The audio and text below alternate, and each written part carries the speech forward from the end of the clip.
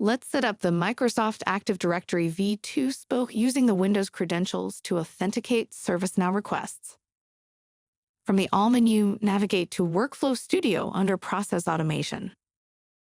Select the Integrations tab. Then select Connections. Toggle and enable the outbound connections.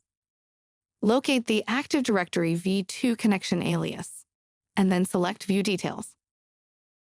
If you are configuring the spoke for the first time, click Configure. We'll fill in the form with the needed details. For host, we'll add a fully qualified domain name or IP address of the target host where the Microsoft Active Directory is installed. Then we'll add a username and a password. Then select Save. To use the spoke actions, your instance must have a MID server set up and configured to use PowerShell. Let's configure the MID server settings in the connection record. From the All menu, navigate to Connection and Credential Alias under Integration Hub for the Microsoft Active Directory v2 spoke.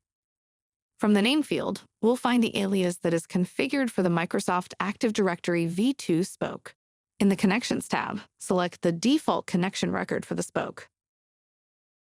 We'll select Use MID Server. This will enable the Advanced MID Server Configuration tab. Then we'll fill in the form. In this demo for MID selection, we'll select a specific MID server, so our ServiceNow instance uses a MID server that you specify. We'll then select the specific server we want to connect to. When finished, select Update. The MID server is now enabled on the connection form of the spoke.